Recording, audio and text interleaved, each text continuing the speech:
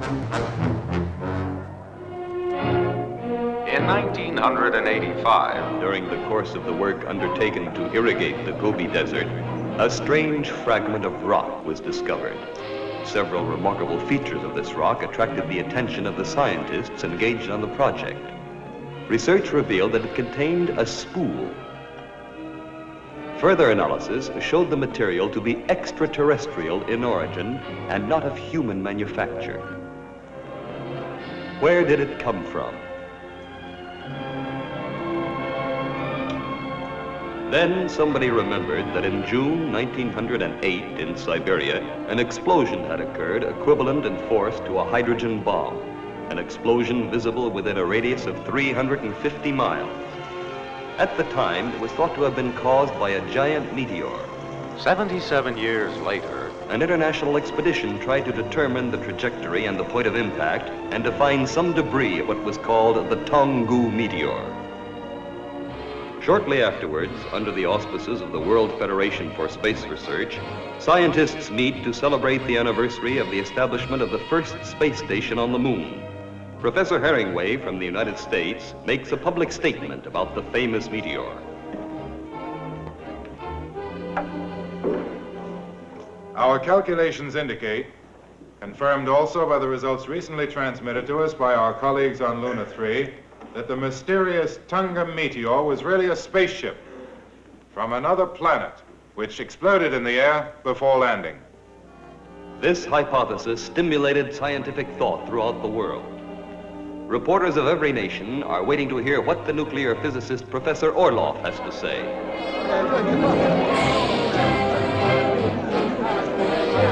Professor Orloff, is this another hoax of the flying saucer variety? And what about this spool that was found in the desert some 350 miles from the crater of the explosion? How do you explain that, Professor Orloff? Well, I believe there was a grave emergency. When the rockets normally used for deceleration refused to function, the captain of the spaceship decided to save what he considered was most valuable. I'm referring naturally to this spool, which may contain a document of prime importance in an unknown language, recorded apparently by magnetic process.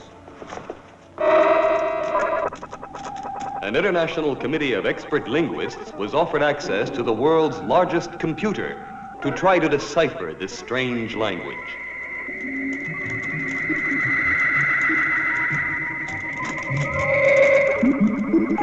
This is Dr. Chen Yu. Not only is he one of the world's leading authorities on languages, but also his biological work is of immense importance. Humanity is in debt to him for the technique of transforming inorganic substances into foodstuffs. He directs the committee with world-famous mathematician Professor Sikarna, whose work rivals even that of Einstein. In the astrophysical domain, we've made rapid progress. And although we haven't deciphered the mysterious message, we have determined the ship's launching base. At the moment, there can be no doubt. This spaceship was launched within our solar system. I can even say that it was definitely launched from within the path of our planet. Now, since there can be no life on Mercury, there is only one other planet that it could have come from. I am referring to the Earth's sister planet, Venus, the morning star.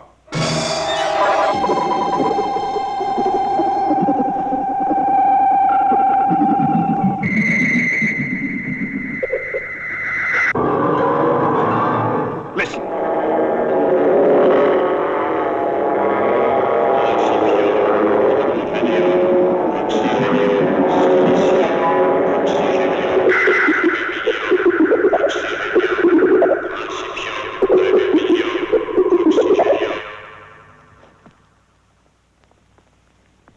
The elements existing on Earth.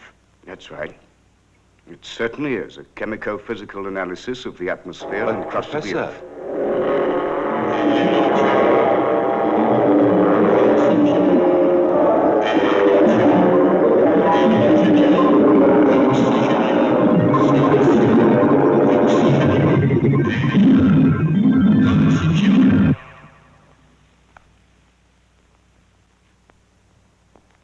What we have just heard are the first words of the inhabitants of another planet, a cosmic document. Yes. That's a very good idea. All that we have learned indicates that on Venus there is a highly developed life form. Yet I'm wondering why Venus stays silent. It's very surprising. Now we know a little of this language.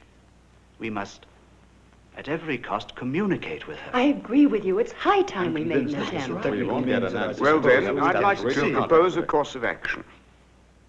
I think the most logical thing to do would be to request that our governments consent to train all the radio and radar stations of the world and Venus.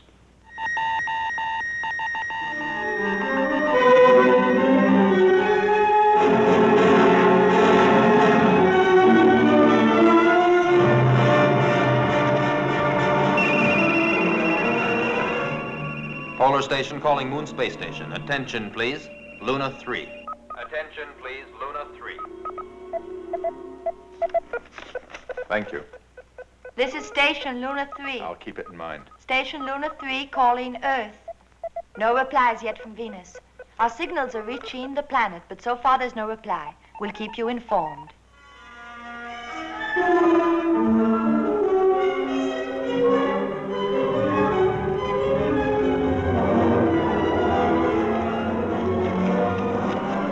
Good morning, my friends. May I please have an interview, Professor? This afternoon, I have news of the utmost importance to announce. As you probably know already, our most modern spaceship, the Cosmostrator, is now completed and ready to set forth on our exploration of space.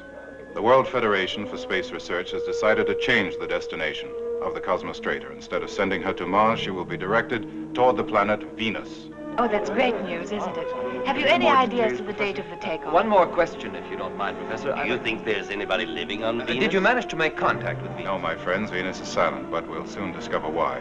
And who's going with you? Well, let me present some of the other scientists who'll take part in this expedition. They are all first-class specialists, chosen from among the most qualified in their particular fields. They, with others who are coming, will form the crew of Cosmostrator 1.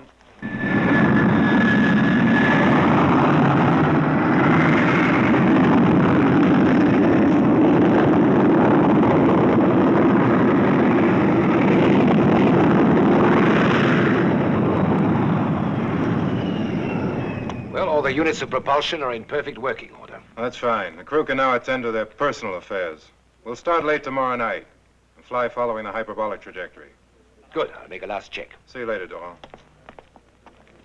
Talua, will you please make a thorough recheck of the radar? Right away, Professor. This is Vision calling the world. We have just showed you the preliminary tests of the Cosmostrator's rockets. Arriving now is Brinkman, the first American spaceman to land on the moon.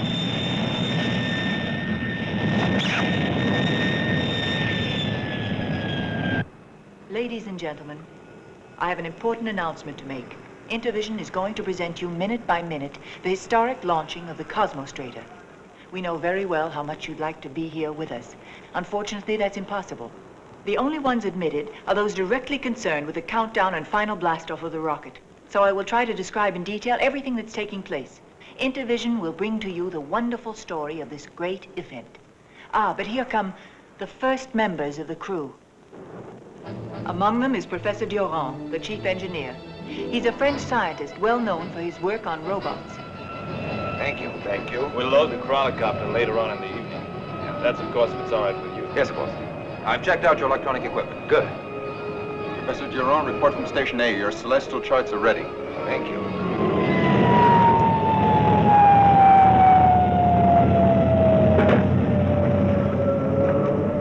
Hello, Durand. Oh, Durand. I'm glad to see you again. So am I. Still working as hard? How about showing me your latest creation in robots? I hear it's a masterpiece. Around here, we have nothing but masterpieces. Omega, come here, Omega.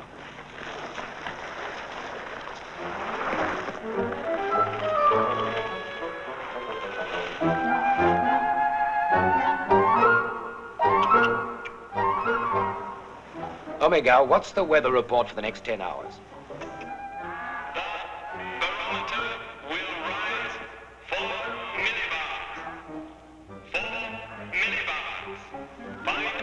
Why, that's fantastic. Your latest invention?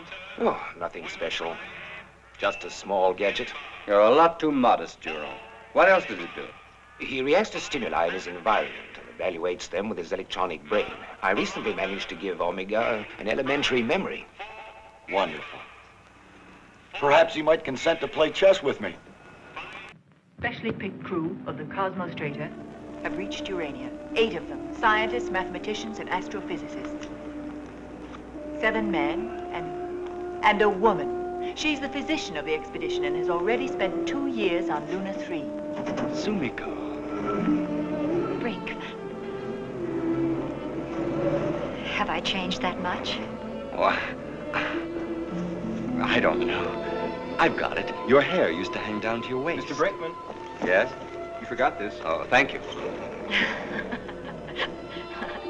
Robert Brinkman, the man who's always forgetting something. I have a reputation for that. You're right. But there are things I'll never forget. No, Brinkman. On a voyage of this kind, there'll be no room for excess baggage. Dr. Sumiko Omigura. 30 hours left. 30 hours and the Cosmostrator will blast off into the unknown. Now we will leave the air. In the next few hours, the crew of 8 picked for the Cosmostrator will be unable to communicate with the world. They are going into a state of artificially induced sleep till the time comes for them to take off. This is to make sure that they will be in good physical condition for the effort to come. This is Intervision. Good afternoon.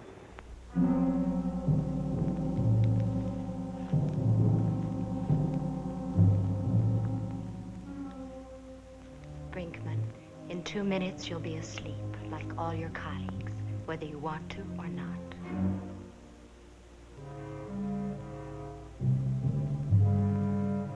You'll be able to see and hear your heart.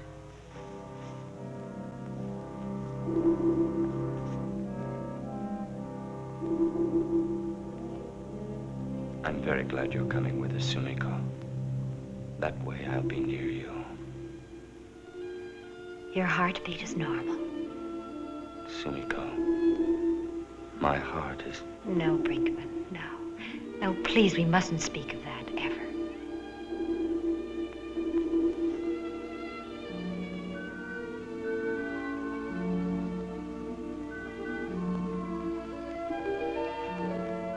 Good night, Robert.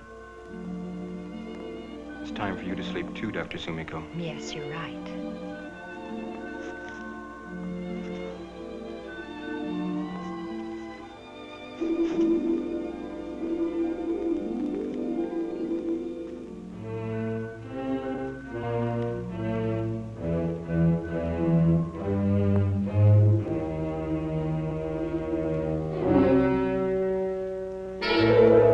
This is Intervision.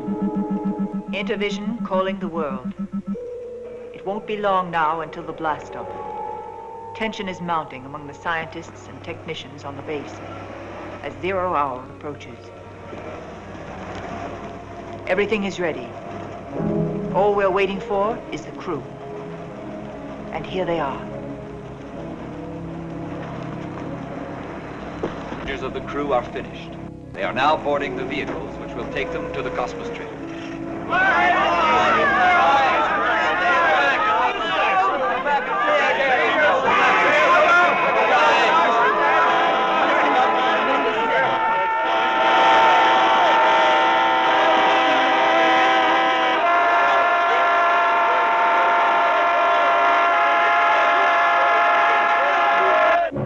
Time check. 51, 52, 53, 54, 55, 56, 57, 58, 59, 60. Okay. Rockets primed, ready for blastoff. Breathe calmly. Relax. Don't tense up. Ignition system ready.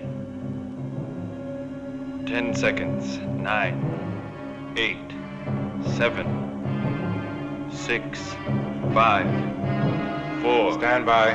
3, 2, 1, 0.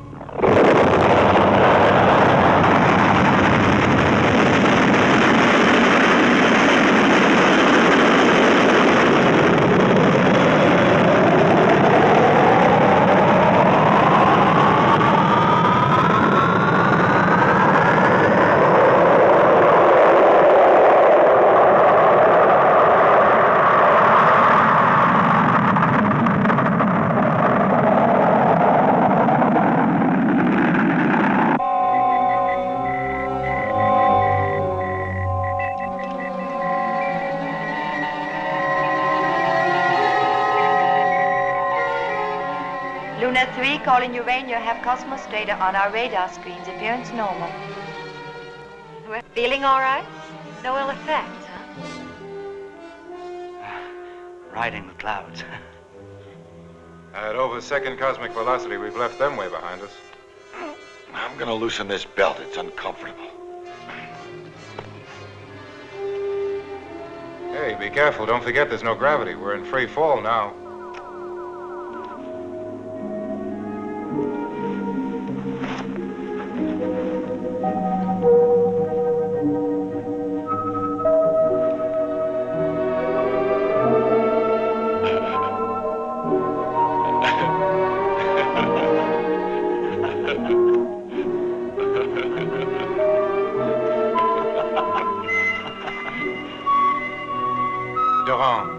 Switch on the artificial gravity field, will you? Olaf, careful. I'm pushing the button.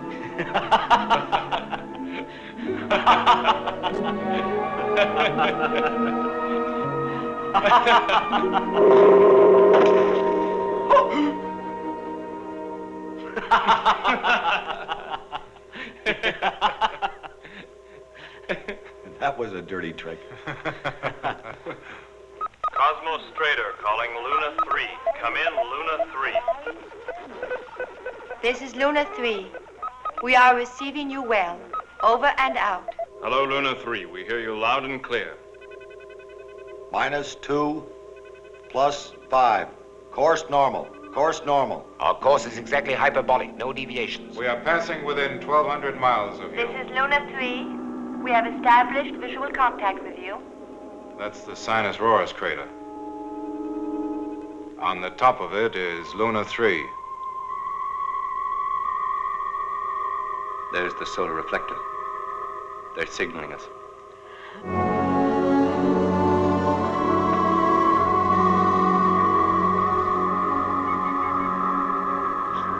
That's where her husband fell. I brought him back to the camp, but he was already dead. We were friends. You know, Sumiko is a wonderful woman. This is Luna 3. Have picked up unexpected swarms of meteorites on our radar. Their present trajectory shows that they may cross your path and be very dangerous. We are receiving you. Over. Here are the trajectory coordinates and orbital velocity. Alpha X, 7 degrees, 2 minutes. Beta Epsilon, 48 degrees, 42 minutes. Listen, I've had an extremely urgent message from Luna 3. A meteorite warning. Professor Sikana, here's the latest meteorite report. Alpha X, 7 degrees, 2 minutes. Beta Epsilon, 48 degrees, 42 minutes. A meteorite swarm should reach us in 48 hours at the latest. That is, if there are no orbit fluctuations. Keep close radio contact with Luna 3. Cosmos Strater calling Luna 3 have received your meteorite warning. We'll be sending you regular coordinates of our course, so stay in close contact.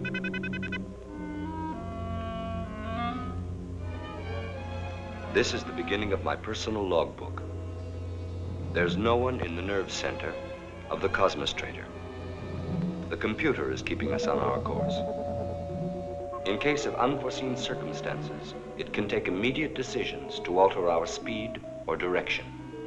This electronic brain will be our pilot for the next 30 days, because no human being could handle the immensely complex machines of the spaceship by himself. Up to now, we have covered a distance of 2,600,000 miles.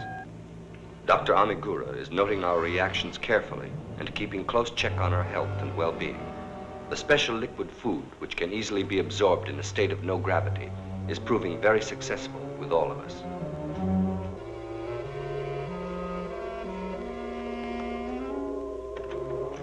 Our chief engineer spends most of his time in his machine shop, testing his automats over and over again. It is thanks to them that we are relieved of many tiresome tasks. Our expert in cybernetics has to be everywhere. He's one of the key men of the expedition. Professor Sikana devotes all his time to the message from Venus. He and Chen Yu are trying to decipher the damaged spool, which means they spend long hours at the Marix. The electronic brain is working night and day, but no one can be sure what the result will be.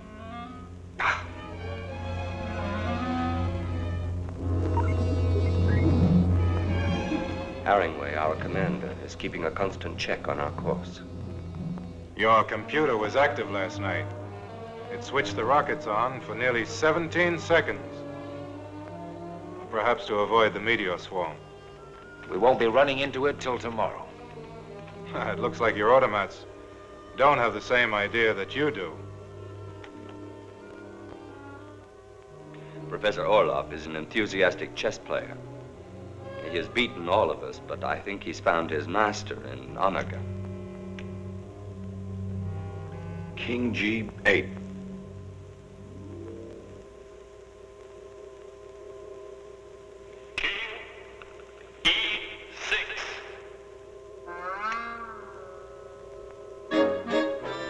It's amazing. He plays his endgame wonderfully. I thought that I had got him, but you see, he's put his king on E6. And I'm forced into the corner at H8.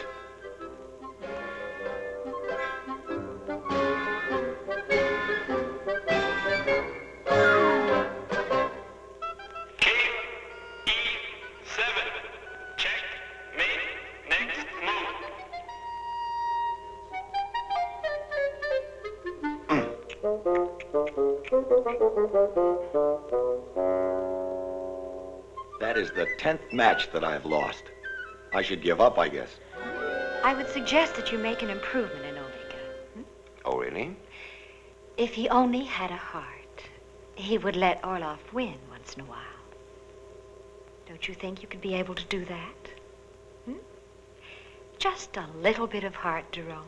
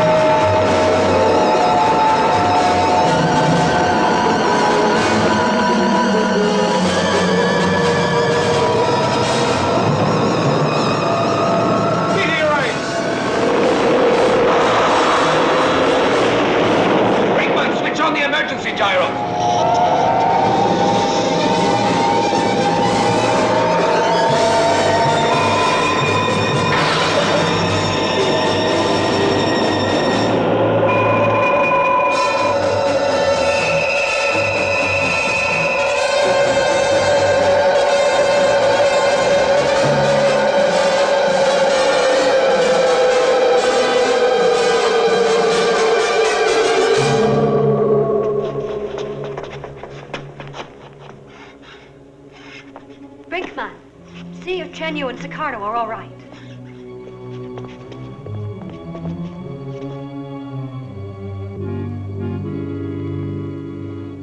How could this happen? I thought that the Cosmostrator was able to avoid meteor swarms automatically. Well, she didn't react quickly enough. She was regulated to a shower of under mass 8. That was why we had to switch on the emergency gyros.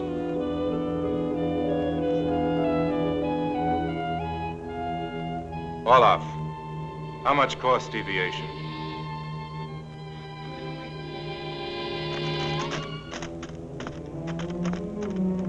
$12 degrees, 17 minutes. Our speed? Constant, 8.2 miles a second. I estimate the principal swarm will be on us soon. If we continue at maximum speed, it'll mean disaster. Cut the motors. We're going to decelerate.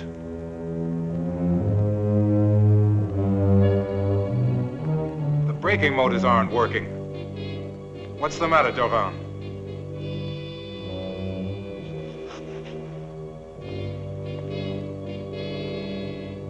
A meteor fragment has damaged the deceleration unit. We'd have to go outside and try and repair it right away. I'll go at once. How long before the main swarm hits us? I can't say. It may be on us any second now. Brakeman, will you help me? Professor Sikana and Chen Yu, are you all right? No bones broken. That's fine. Please give me our present deviation, direction, coordinates, and corrected course.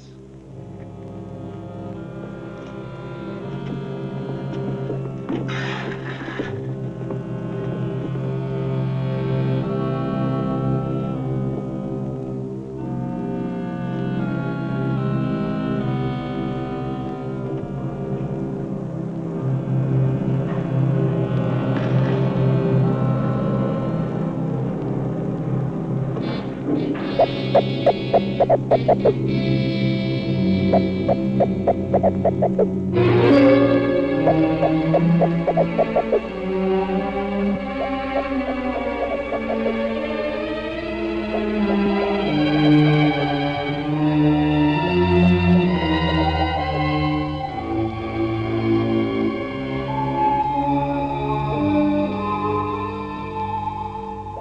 out.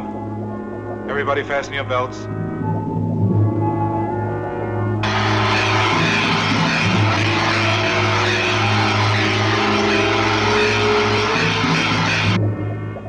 Stand by. Principal swarm's in sight.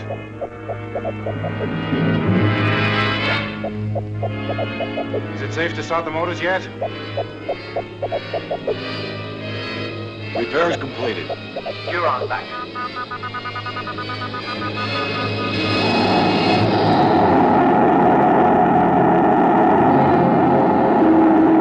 Cosmo Strader calling Luna 3. Cosmo Strader calling Luna 3. Meteor swarm has passed. Everything okay on board?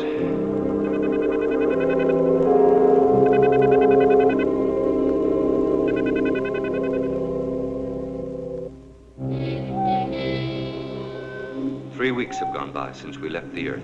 We should reach Venus in about 10 days. In spite of our enormous speed, the stars seem to hang motionless. Due to all types of disturbances caused by the planet, radio contact with Earth is no longer possible. Nothing. Too much interference. I can't hear a thing. Keep trying.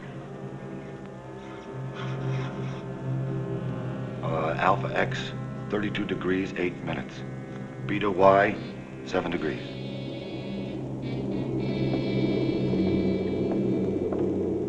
What are you doing? I'm making a heart for Omega.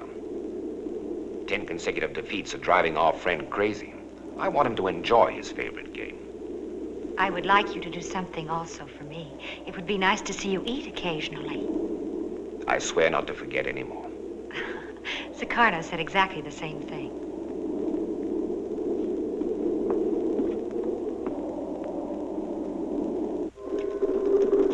Professor?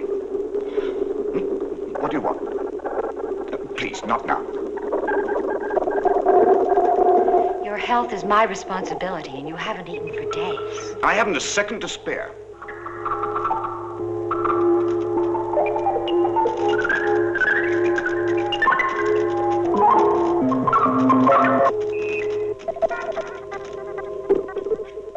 Sumiko. You mustn't insist. He's nervous. He's having a very hard time with that spool. You understand.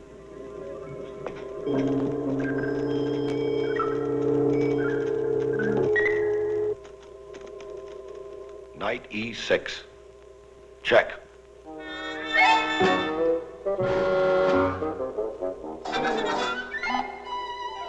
He doesn't like that.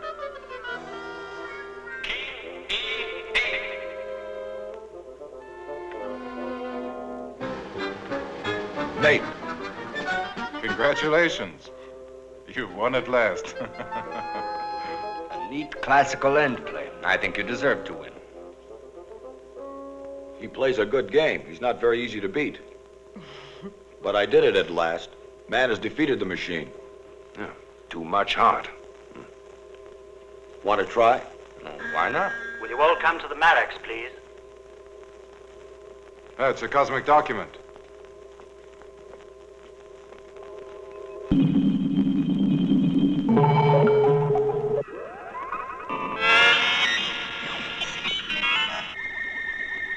Finally deciphered the last part of the spool. It gives complete meaning to the cosmic document.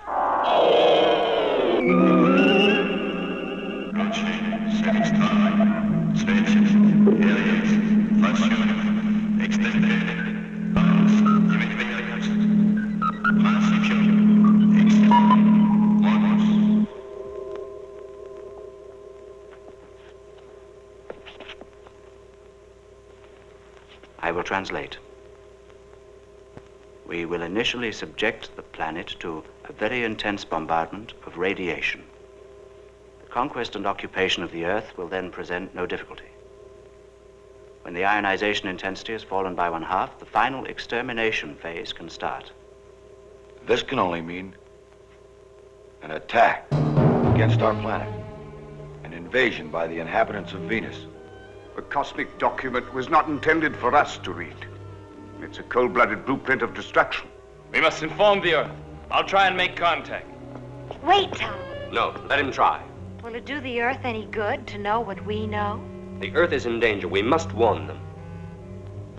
No. Our planet was in peril before they discovered the spool, and nothing happened. That's no argument, as we haven't any idea how the Venusians calculate time. If the Earth knew of the terrible danger threatening her, unrest and even hysteria would spread like wildfire. From pole to pole, the whole world would be in a panic. No, Olaf. I'm convinced you're wrong. For years and years, the whole of the human race faced the danger of an atomic war. Yes. And they survived. Not through ignorance, but through knowledge. Because they knew what the danger was. No. There won't be a panic. Chen Yu, don't you agree with me? I'm sure that if we meet the inhabitants of Venus, we'll be able to convince them that it would be folly to start that war. Taloa, try to contact the Earth. I can't get through. Too much disturbance from Venus. Our signals are distorted. The Earth won't hear us.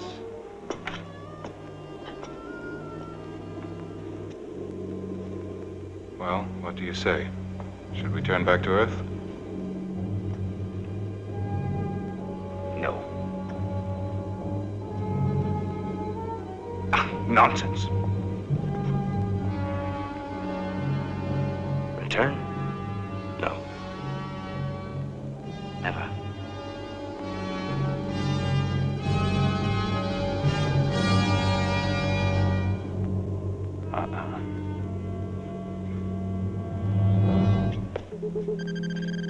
Durand, our speed. 31,000 miles per hour. In 3 days, we'll reach Venus. Good. Taloa, check our course. Olaf, the latest readings. Gamma radiation increasing steadily.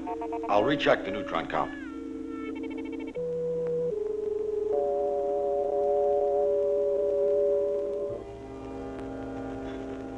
5,000 miles. After only 31 days of flight, we have nearly reached our destination. All our efforts to communicate with the Earth via Luna 3 have been unsuccessful. We have started to decelerate by means of our rocket motors. Professor Herringway is guiding the ship into an elliptical orbit around Venus. We are now a satellite of this silent planet. We are still trying, but in vain, to establish radio contact with her inhabitants. A thick wall of clouds surrounds the planet. 3,500 miles. First analysis of Venus atmosphere. 27% carbon dioxide, 14% formaldehyde. No oxygen, atmosphere poisonous. We're faced with a difficult decision. As you know, we can only land and take off once. No point in taking any unnecessary chances. So one of us has got to go ahead as scout. 2,000 miles. We're close enough. Now I'll go in the crawlercopter. Okay, Brinkman. You've got to try and find a landing place for us. We'll stay in orbit at 150 miles altitude, all right? The crawlercopter's ready. 1,500 miles.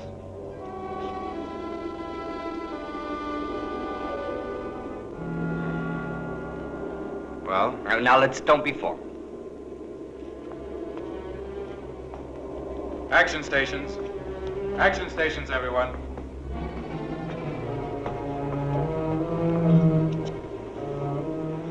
$750 miles. Stand by. We are now entering the atmosphere of Venus. Attention!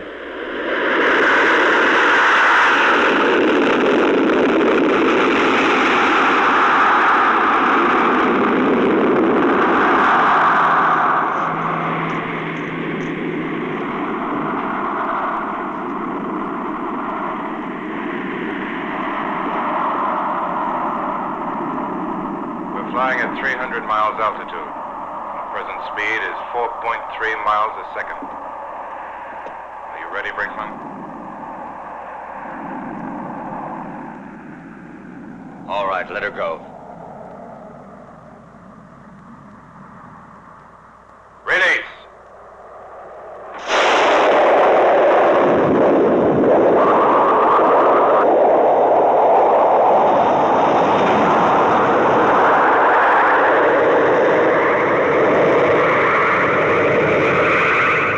Brinkman?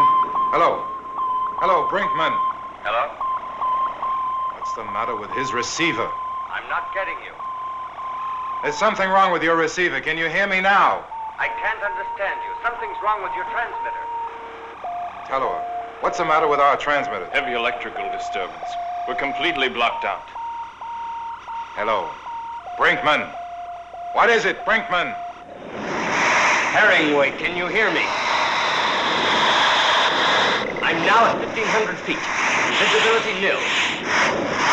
Radar indicates that the surface is extremely mountainous. I can't see anything. I'm completely surrounded by thick clouds. Wait a minute. Yes, I can see land, boys. I can see land.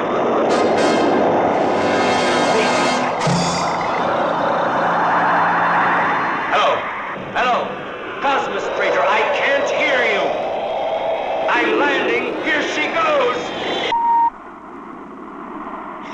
Brinkman is not receiving us. I can't make contact. Our altitude? 24,000 feet.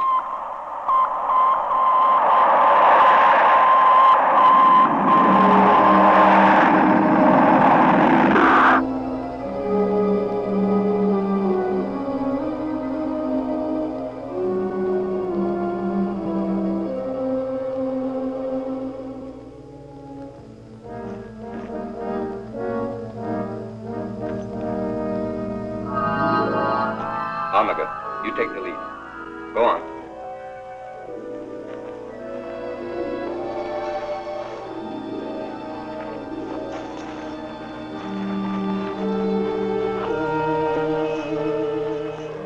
I'm right behind you.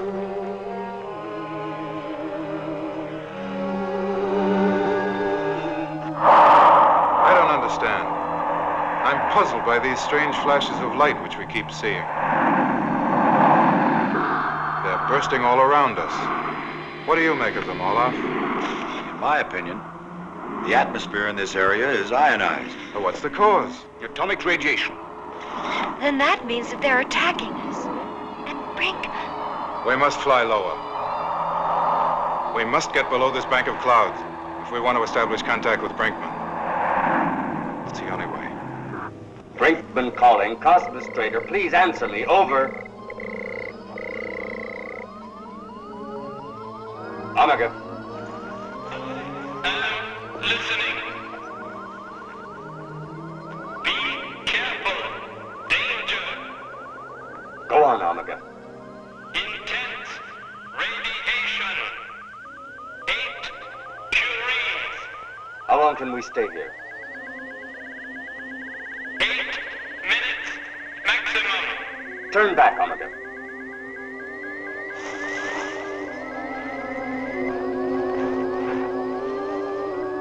Cosmos Trader.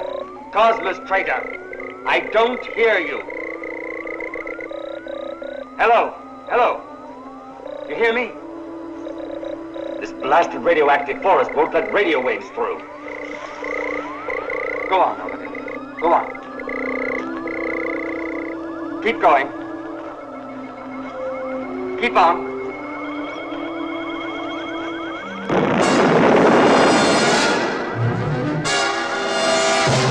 Hold it, Omega. They're attacking us. Cosmos Trader. Cosmos Trader. Do you hear me? The crawler cutlass exploded. A flash. See that? What was it? I don't know. The computer shows a pressure wave. Apparently an explosion. Distance, 120 miles. Brinkman. Oh, it could be a signal from the Venusians. We'd better land at once as best we can. Tallower, make a careful check on our position and try to contact Brinkman again.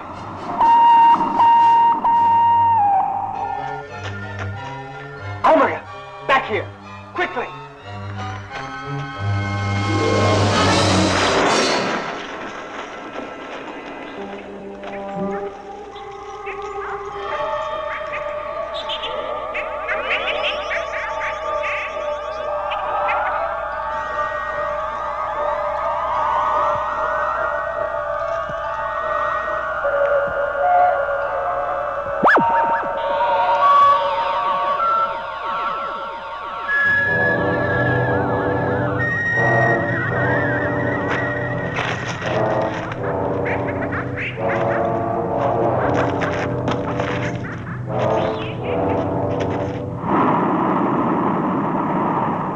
by? Deceleration rockets. Thrust. 18, 21, 24, 27, 30.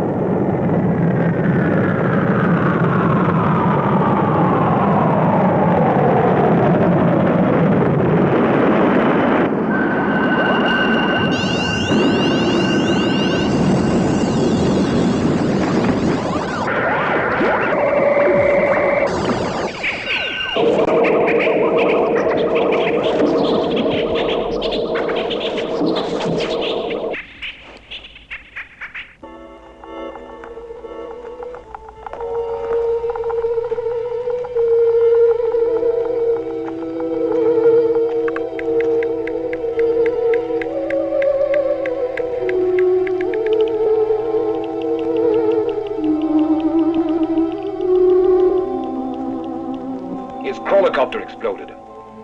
Poor old Brinkman. There's the cause. There's a high-tension line underground. You're on. Get the crawlers out of the way, or the next time the voltage mounts, exactly the same thing will happen to us. The voltage line.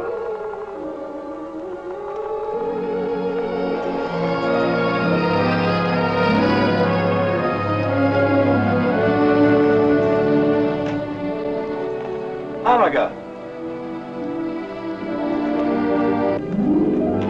Brinkman! We thought you were dead. I was lucky. You might have chosen a better place to land. Why? What do you mean? There's a high-tension line over there.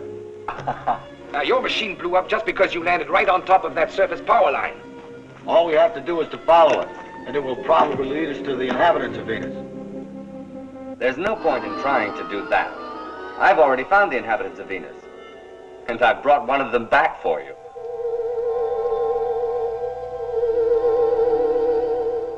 What is it? I wonder if it is a form of life. I'll investigate at once. Right, Chen Yu. And while he's doing that, let's go and try to follow that line. Okay.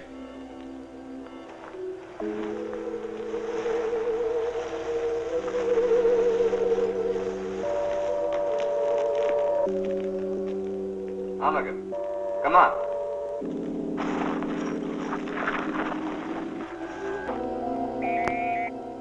Crawler, please come in. Crawler, please come in. We're following the power line. Something very strange here. A white sphere that looks like an immense golf ball.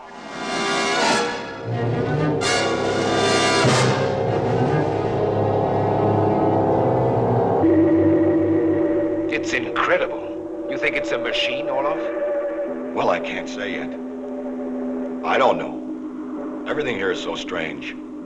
It's as if we were trying to decipher a book in an unknown language. Let's hope that soon we'll be able to read it. And perhaps we'll understand. Olaf, let me know when you've got your instruments ready. I'll need all the figures I can get. Okay, Sakana. Good. Thank you. Tallowa, stay in close contact with us. Very well, Professor. I am looking at Venus, the observation screen of the Cosmostrator. Everything is strangely quiet. Is this the calm before the storm? Why don't the Venusians answer? Or are these metallic insects really the masters of this planet?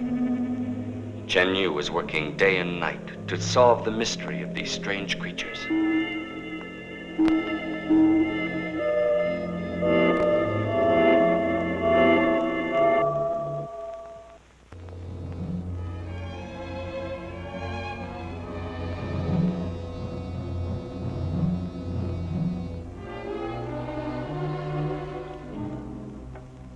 We have investigated your strange inhabitants.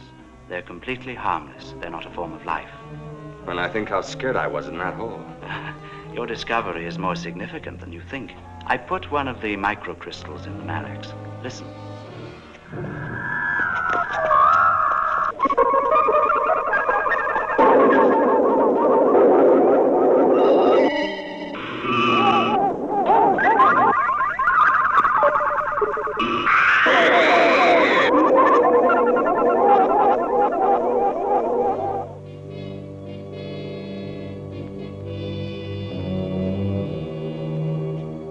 Yes.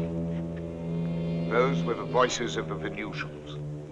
I would say that these strange metallic insects had a way of storing sound in their crystalline nuclei. Are you trying to tell us that the Venusians used these insects to record both speech and sound? That's right. But that's fantastic. Yes, but it's true. Well, that would mean that the hole, which Brinkman fell into, is a chamber of archives containing some of the records of this planet. But then where can the inhabitants be? They certainly saw a spaceship land. They couldn't have missed it, yet nothing happened. Nothing at all. And my machine blowing up. You call that nothing? I need more figures, more data, and especially more of those metallic insects.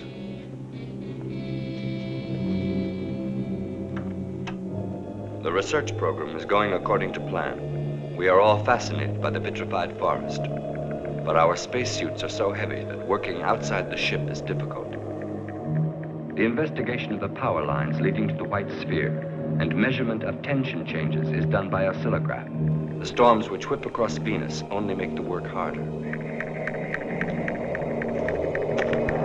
That's where the lines lead to, all right. There's no doubt. That's it.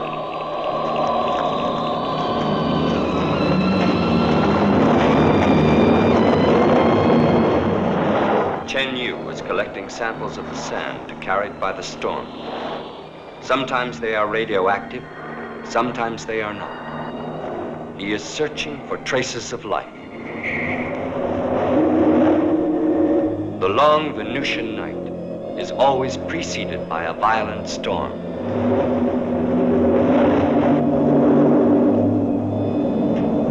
Then the outside work must stop, and we spend our time studying what we have found so far.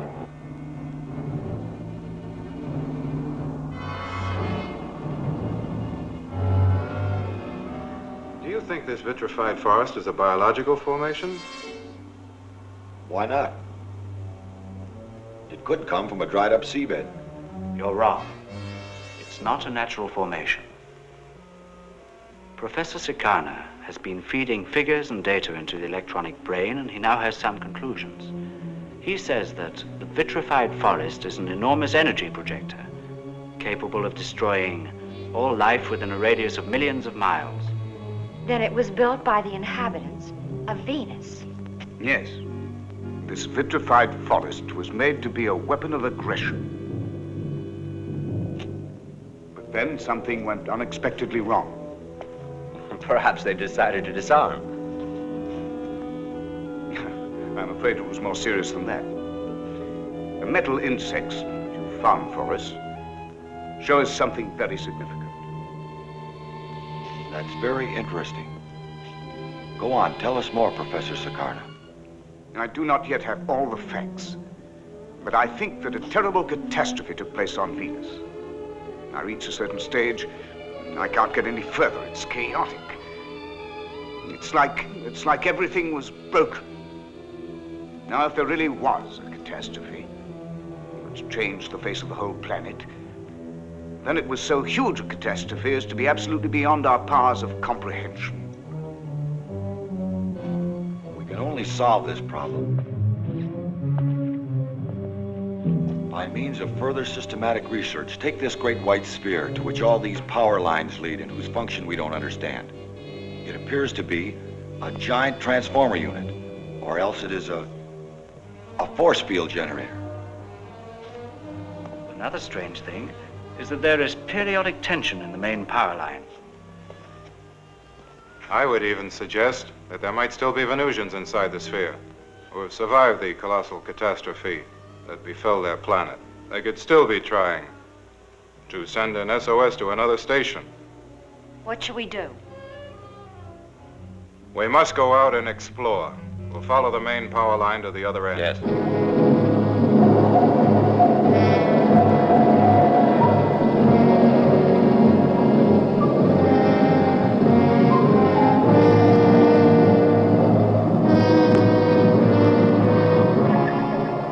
Calling the Cosmostrator. We have been driving for nearly 7 hours now. We are following the energy line, and so far we haven't found a trace of life.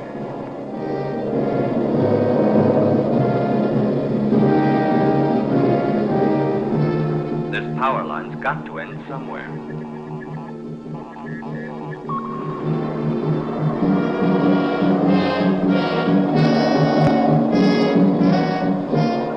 Herringway, shall we keep going? Yes.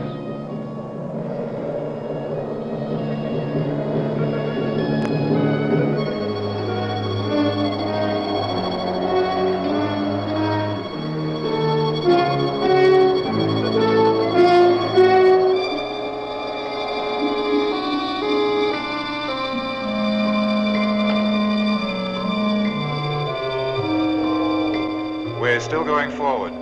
Keep on following us and watch out. What's that?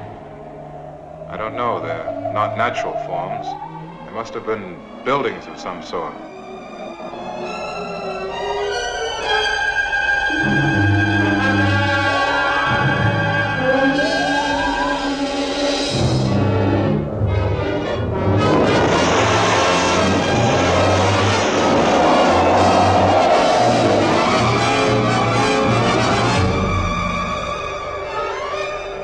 There must have been as high a temperature here as on the sun.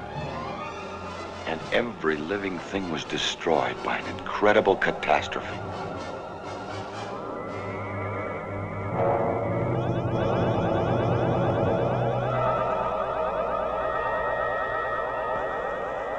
What are you thinking, Sumiko? Of the damage.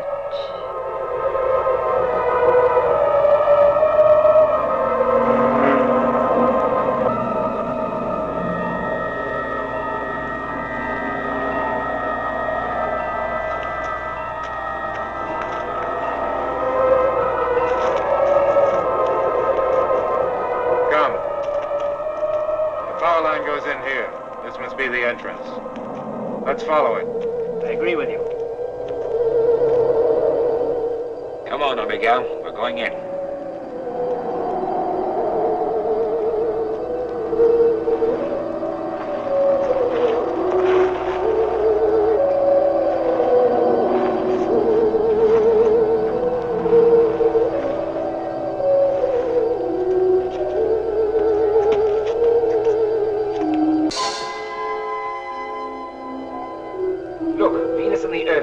Around the sun. Perhaps it's a model for instructing space pilots. No, it probably has a deeper significance.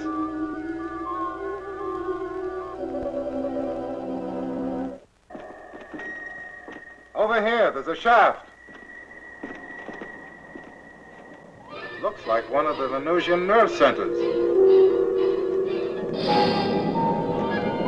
Control room.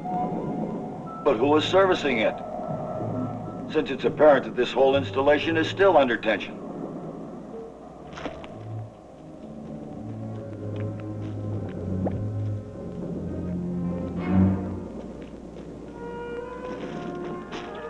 Omega. What is it?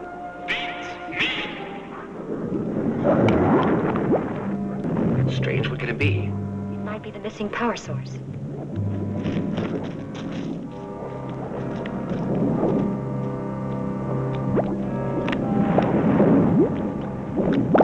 Look at those bubbles. It could be a kind of organic life.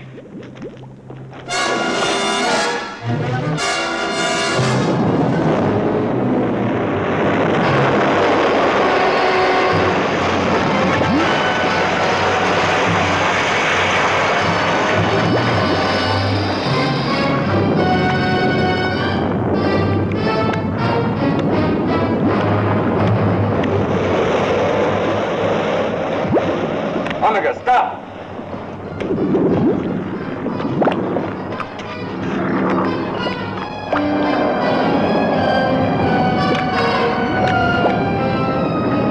It's coming after us, look!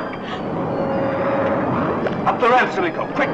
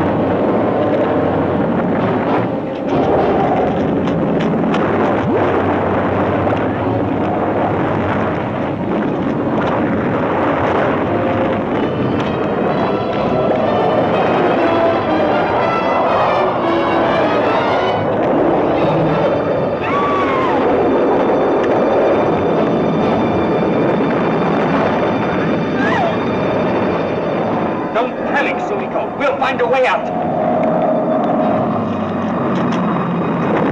Don't shoot, Duran! Don't shoot!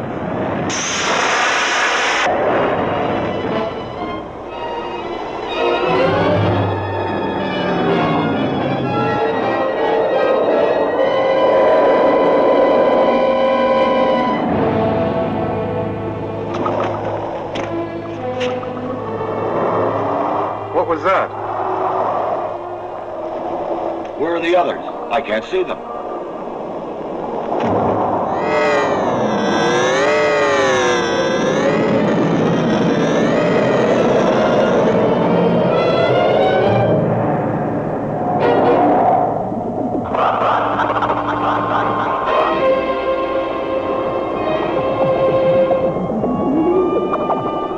I see what Durand meant now. It's a model they used to work out their plans of attack on the Earth. Remember the cosmic document? It said that they would first subject the planet to a highly intense radiation bombardment. Thanks to this device, they calculated how atomic beams could be directed to our planet. I think you're quite right. And directly beneath us is their operational headquarters.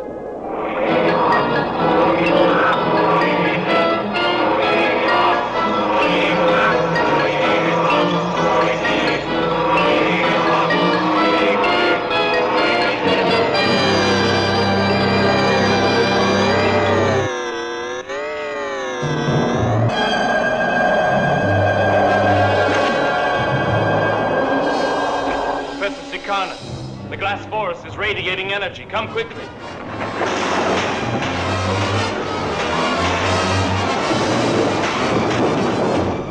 That's just what I was afraid of. Look at that. The sphere's turned red. Gravity's increasing. I am not surprised. But it's incredible. No. Now everything is clear. The sphere creates an artificial force field, which strengthens the gravitation of Venus, diminishes it. At this very moment, the power is augmenting. And when the energy is inverted, the field will reverse itself. We'll be hurled into space again. Don't worry, Professor. There's still time. Call Herringway, quickly. Hello, Herringway. Come in, please.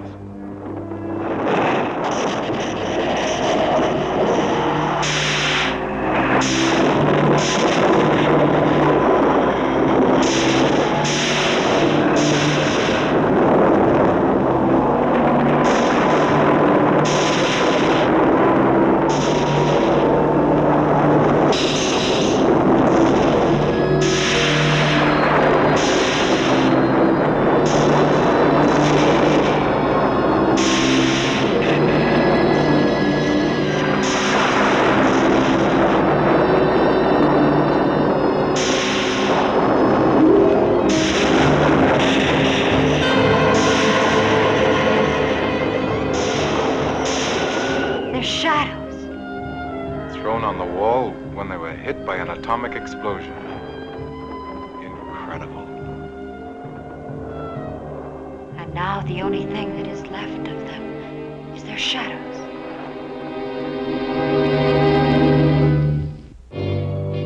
The Marax is picking up commands from the underground nerve center. Look at the key it's using to decode them. Quiet. It's incredible, Sicarda. E equal to MC squared. That's Albert Einstein's old formula. Yes, but their integration factor is a curve closed upon itself.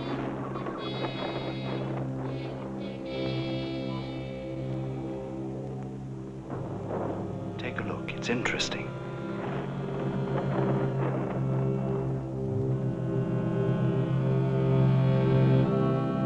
But that's wonderful. Those are seeds. They're plant seeds. Where did you find them? Found them on the surface near the nerve center. They were certainly carried there by one of those big storms. If these seeds are still fertile, it proves there is life on this planet. Professor Sticano wants everybody in the Marax, please.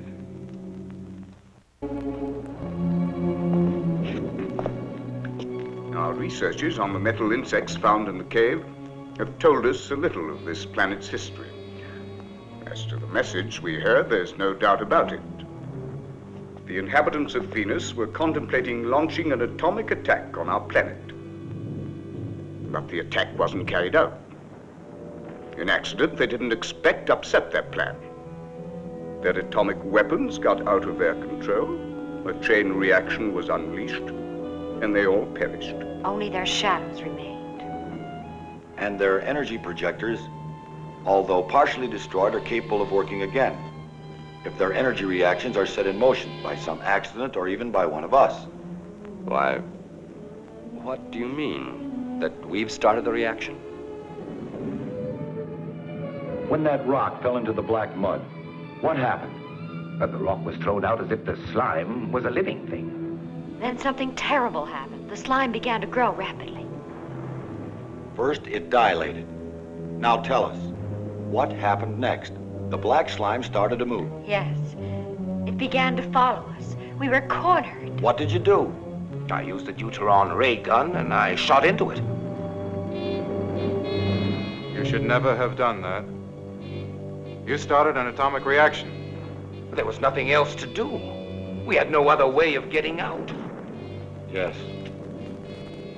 You started a chain reaction over the whole atomic installation. Now we're really in a nice mess. What can we do? What time was it? 17 hours 10. I remember. Yes. Yes, it was at that moment that the sphere turned red. It looks as if mass changed into energy by process rather like that of the atom bomb. The people of this planet knew how to reverse the process. They changed mass into energy, but also they could change energy back into mass. Fantastic. The of Venus are, or rather were, far in advance of us in the applications of physics. That's one thing we have to acknowledge.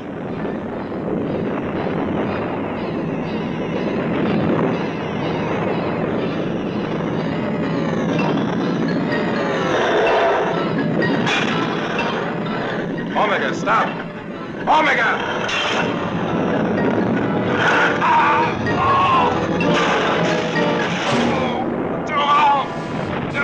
Omega is out of control!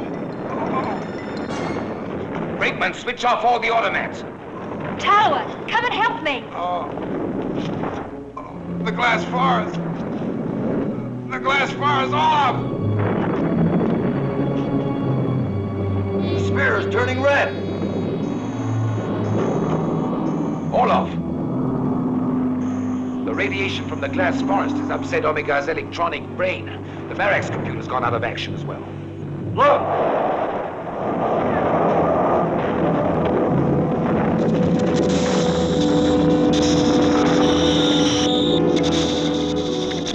If the radiation keeps on increasing like this, we won't have a chance. Even the Cosmostrator's lead shielding won't be enough to protect us. Devon! I think he has internal injuries. I must operate. Start up the rocket somehow. We must take off at once before it's too late. The motors won't work. The gravity field is increasing more and more. The radiation's paralyzed everything. Nothing is working. The whole Cosmostrator is nothing but an inert lump of metal.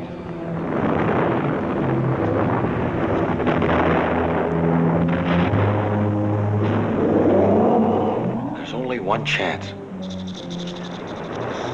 We must try to do what the Venusians did. Make the energy of the glass force in the sphere change back into mass once more. Yes, but how? When the mud attacked you on the tower, and you decided to use the ray gun which changed the mass into energy, I think I saw something was happening in the Venusian nerve center. I think I know how to start the reverse process. Can I use the rocket plane? Oh, you're forgetting the gravity field. It won't fly. But the chlorocopter will work. You mustn't go alone. I'll come with you.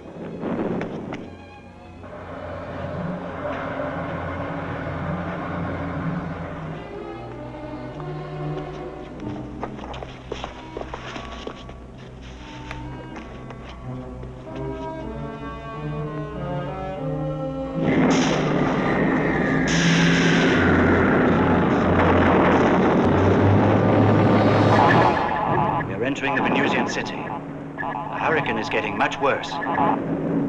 How is Herringway? Doctor's operating now. Sumiko will manage.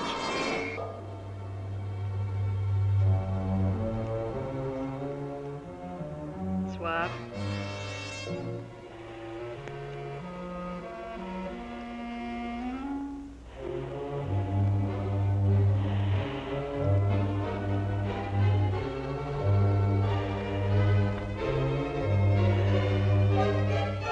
How are you coming along, Durand? Fine. I've managed to fix the computer. Chen-Yu, can you hear me? Where are you? We're starting to climb down into the Venusian nerve center.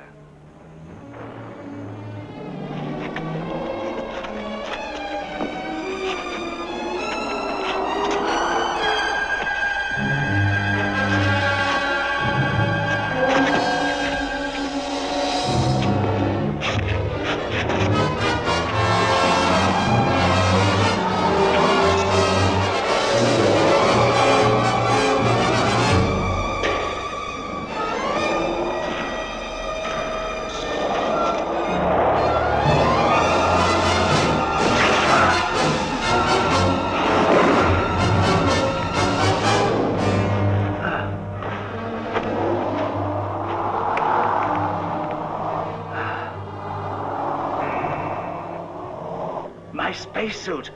It's punctured. I'm coming to help you. No, Talua, go on down. You must save the others. Herringway! I can't hold out for long. My air's escaping.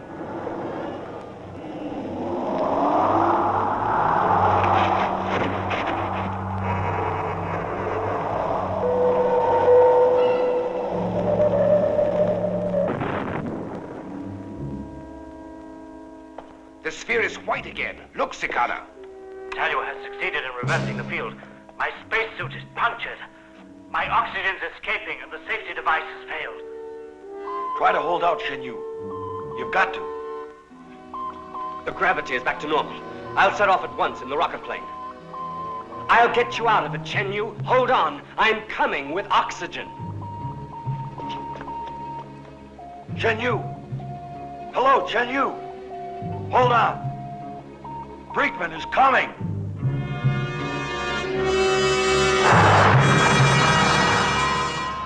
Chen-Yu! Chen-Yu! I must talk to him. Chen-Yu, listen to me. Those seeds that you found. They're growing. They're growing, Chen-Yu. You've proved that there's life on the planet. Yes, Chen-Yu, there's still life on Venus.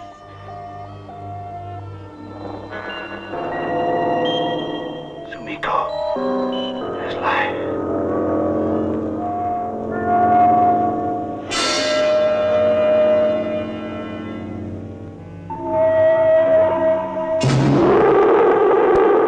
The braking motors, Durand. The braking motors. Talua, Chen-Yu, Brinkman. Come back at once. We can't hold the Cosmostrator down. We're being pushed off the planet. The reverse process is in action. The energy field is acting like a catapult. The negative gravity is increasing.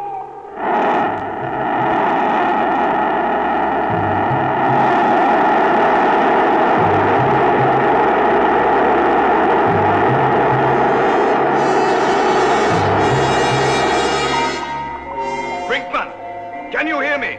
We're being hurled into space. Talua, Chen-Yu, Brinkman, are you receiving me? Sumiko! Sumiko! Orlov, we must try and go back. Please, please. Cosmostrator, where are you? Are you receiving me? I can't get back! I'm being hurled off the planet!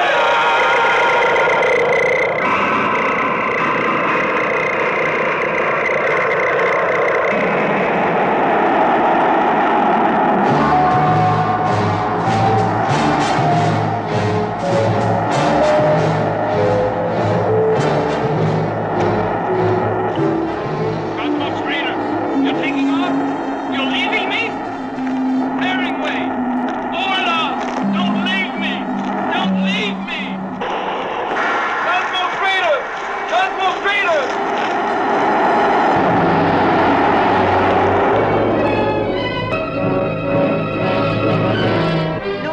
calling the Earth. The Cosmos Trader is returning. The Cosmos Trader is returning. We have called them, but at the moment there is no reply.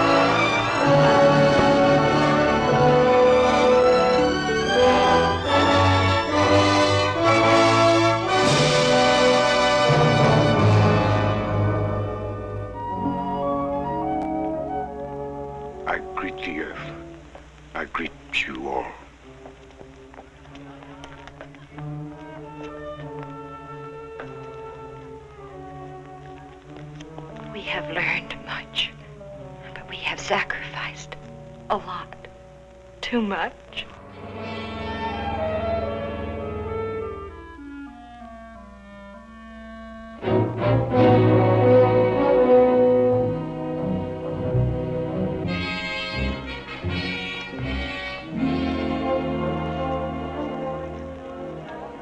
Let us honor the memory of three great men. Talua saved the expedition from disaster. Chen Yu discovered life on Venus. And Brinkman was the first human ever to set foot on the planet. May they never be forgotten. We found traces of a great civilization that had advanced beyond our comprehension. The Venusian science had gone beyond their power to control it. A dreadful catastrophe fell upon them. They were destroyed by their own machines. We still have a grave task before us. We must use our knowledge to establish life again on Venus. And then after that, go on to explore the other planets. We'll fly further and further. It's mankind's destiny.